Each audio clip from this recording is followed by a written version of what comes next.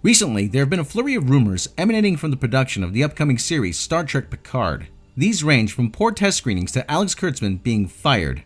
On top of this, news about a Star Trek movie helmed by Quentin Tarantino have again started making the rounds. In this video, we will attempt to cut through the noise and go through the background of, as well as examine the veracity of the rumors surrounding Alex Kurtzmann being fired, the relationship between CBS, Amazon, and Netflix, and its influence on the third season of Discovery, the alleged Picard test screenings, and finally, the current state of Quentin Tarantino's Star Trek.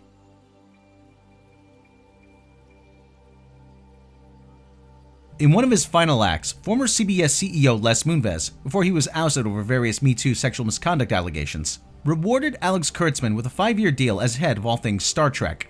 Due to his contract, Kurtzmann cannot be fired, not without a payout being triggered, which is far bigger than anyone in CBS until very recently would like to part with, just to see Kurtzmann removed. That is not to say that CBS are happy with him. The one thing that CBS could do without firing him was sideline him, meaning that he would still be there to serve out his term in accordance with the agreement Moonves gave him. Kurtzmann would still be advocating for the interests of Secret Hideout and Bad Robot behind them, and have powers to that end. However, by sidelining him, Kurtzmann could be promoted away or otherwise removed from the day-to-day operations of making new Star Trek. Since Moonves was ousted, that is exactly what happened, several times over. First, with the appointment of John Van Citters as VP of Star Trek Brand Development. Then, with the formal dedication of the CBS Studio Group. Regarding the CBS Studio Group, it should be noted that nothing changed in practice with the formation of this body. Mostly the same people did mostly the same job already. However, by making it formal and by making Veronica Hart Executive Vice President of Star Trek Global Franchise Management, more powers were in effect removed from Kurtzmann. For the announced Season 3 of Star Trek Discovery, Michelle Paradise was appointed co-showrunner. This was spun as Paradise merely helping him out.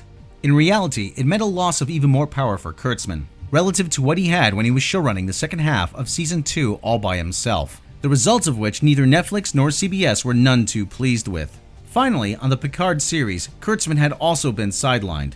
After numerous changes behind the scenes, Akiva Goldsman and Michael Chabon were placed in charge of the Picard series' day-to-day operations. Kurtzmann's role was reduced to protecting the interests of Secret Hideout and Bad Robot under the terms of the alternate license agreement.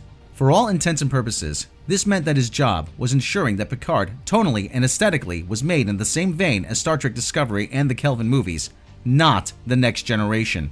This was something he may have done with such conviction and with such passion that CBS may finally have had enough. The last we heard from a different source than what reported to Nerdrotic and Doomcock is that Kurtzmann has indeed now been fired. Ironically, he was reportedly removed from the premises in much the same way that his former partner in crime, Robert Orci, was removed from the set of the then in development Star Trek Beyond. Kurtzmann's severance payout has thus been triggered. He stands to make a huge payday on this. In accordance with the agreement Moonves made with him, Kurtzmann may still receive producer and executive producer credits for years to come. However, in the day-to-day operations, he has been removed. Michael Chabon is serving as the new showrunner on Star Trek Picard, according to our source. There are still a number of unknowns. Kurtzmann may yet contest this, so we will return to cover this topic in greater detail in the near future. We don't know yet how this will affect relations between Bad Robot and CBS, or if Amazon had anything to do with the decision. On paper, however, it does seem likely. In either event, further changes to Picard are more than likely to happen as the new showrunner puts his mark on the series. It is not outside the realm of possibility that Bad Robot's influence may now be reduced. Here it should be noted that the duties carried out by Kurtzmann on behalf of Bad Robot by way of Secret Hideout were a huge bone of contention for Netflix. They were one of the major reasons why Amazon won the bidding war for Star Trek Picard in the first place.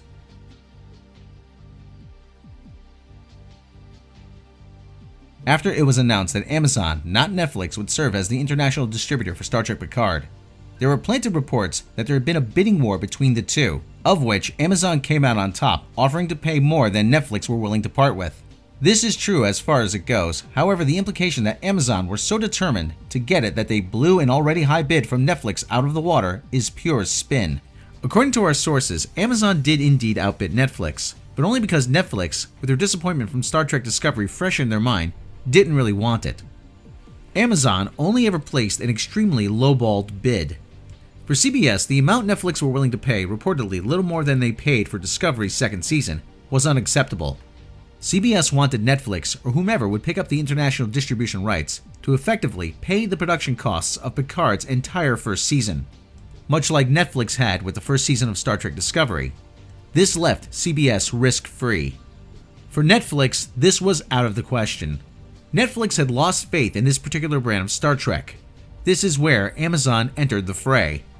Amazon offered more than the lowball bid from Netflix, however, they didn't offer the full amount CBS wanted either. Since there weren't any other viable bids, CBS accepted. Picard's production budget was then cut to reflect the lower than anticipated income from the sale of international distribution rights. Before we shift to Picard and Amazon, let's focus on Netflix and look at the anticipated third season of Star Trek Discovery. Rumors have been making the rounds that despite announcing Season 3 of Star Trek Discovery already, it has either been cancelled or considerably scaled back, and that CBS and Netflix are in some kind of legal conflict behind the scenes over it. There is some grain of truth to this, but it's complicated. Reportedly, Netflix weren't that interested in Picard to begin with. Now that Amazon has Picard, Netflix are said to want out of the current Star Trek business completely. It's not in their interest to promote a brand they are sharing with a corporate rival like Amazon. As such, Netflix sees no further reason to either distribute or co-fund another season of Star Trek Discovery, which, unless Amazon were to pick up that too, would mean that Netflix forced Star Trek Discovery into cancellation. To CBS, and especially to Secret Hideout, that is not acceptable, as Discovery is too big and too expensive to fail. Under their watch, Star Trek Discovery went from employing 3 sound stages at Pinewood Toronto Studios during Season 1 to all 12 during the production of Season 2. According to our sources, Secret Hideout has informed Netflix that unless they proceed with co-funding and distributing Season 3 and beyond of Star Trek Discovery, they will be charged a cancellation fee of $200 million. The reason for this is that a series like Star Trek Discovery has incredibly high startup costs. Even if a large portion of the fanbase never took a liking to the series, the design process, the computer models, the physical sets, uniforms, and everything else all came at a considerable cost.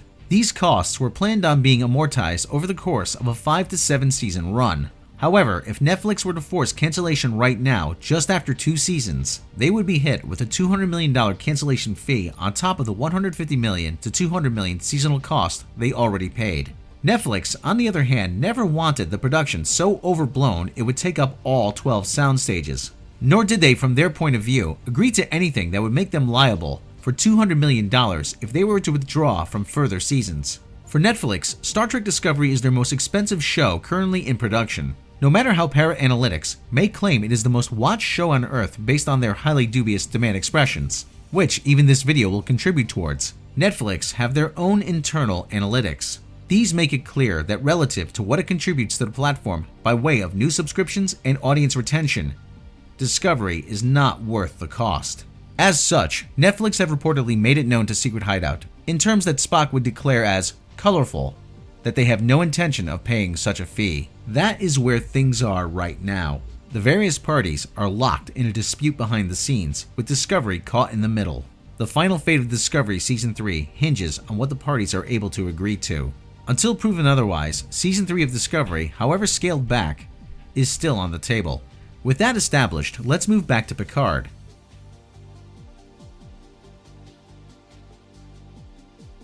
In our previous video on Picard, we said that no shooting had taken place as of May 14th, but that production would begin momentarily, and that outward signs that production had commenced would soon follow. This was a mistake, as we missed by 1 day. From what we have been told, shooting began in earnest on May 14th, and outward signs that production had commenced followed shortly thereafter. Even if production was delayed until Amazon came aboard providing the necessary funding after third-party licensees withheld their support. A few episodes by now have been filmed, and very early rough cuts have been screened for select audiences. Midnight's Edge has heard the same as what Doomcock and Nerdrotic have independently reported, that test audiences have reacted poorly to the footage shown, except for test audiences who identified as fans of the alternate J.J. Abrams incarnation of Star Trek first. They reportedly took a liking to it. Whether or not this means that Discovery-style reshoots will be taking place is not yet known at this time. Nor is it known if this was the proverbial final straw that led to the alleged firing of Alex Kurtzman. If there are reshoots, that could cause delays. However, as of this moment, the Picard series is still scheduled to be released in late 2019. But that's Star Trek on the small screen. What about on the big screen?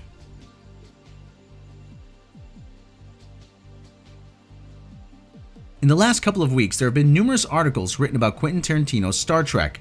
Is this indicative that the project is being put on the fast track? The answer to that would be no, not as such. Tarantino's next film, Once Upon a Time in Hollywood, has screened for select audiences, and in conjunction with the promotional tour, he has given interviews to the media. The current story making the rounds across the internet, namely that Tarantino's Star Trek is sweary and will be rated R, can be traced back to one story published in Empire magazine. According to our sources, this article was planted and paid for by Bad Robot, which is not a first where Star Trek is concerned. Production company Bad Robot, not distributor Paramount, are the ones spearheading the new Star Trek movies, including the Tarantino project. This has been made clear in earlier articles commenting on the situation. To summarize Tarantino's comments to Empire and therefore the subsequent news coverage derived from it, is that if he is involved, the movie will be rated R, and there is a script, but he hasn't read it yet. The implication of these comments is that the movie has not been greenlit, and as such, he has not been tapped to direct. Tarantino only wrote an outline. Someone else, more specifically Mark L. Smith, wrote the actual script. This, however, only becomes clear by reading the fine print and cross-referencing. First glance paints a different picture. The ulterior motive for planting this story with such an intentionally attractive headline is that the genre media will run with it and help spread the word and excitement. Bad Robot in turn can show it to potential investors when they ask for funding, something Paramount will expect them to have mostly sorted out in advance before any green light will be given. The importance of securing funding cannot be overstated. It was their failure to do so for Star Trek IV which led to the main cast dropping out, and the whole movie subsequently imploding. If Paramount is to greenlight another Star Trek movie, and by extension pay Bad Robot a significant fee to make it, it needs to be an offering which entices both audiences and investors. That is what these headlines are aimed at achieving. Behind the headlines, Quentin Tarantino's Star Trek remains in the scripting stage. No green light will be given by Paramount until Bad Robot can produce funding partners to pay for a significant portion of it, something which they have so far failed to do. This is not to say that the movie won't happen at some point. However, if and when it does, it looks to be set under the alternate license. Let us know your thoughts on all of this in the comments. Thanks for watching, and if you like this video, why not subscribe and click the bell icon for all the latest content? And be sure to check out our other videos. And if you really like the channel, why not consider supporting us on Patreon? Patreon supporters get all kinds of bonus exclusives, and you can support the channel for as little as $1 a month. You can also check out our sister channel, Midnight's Edge After Dark, for live streams, discussions, and more. Stay tuned because another video is coming right up.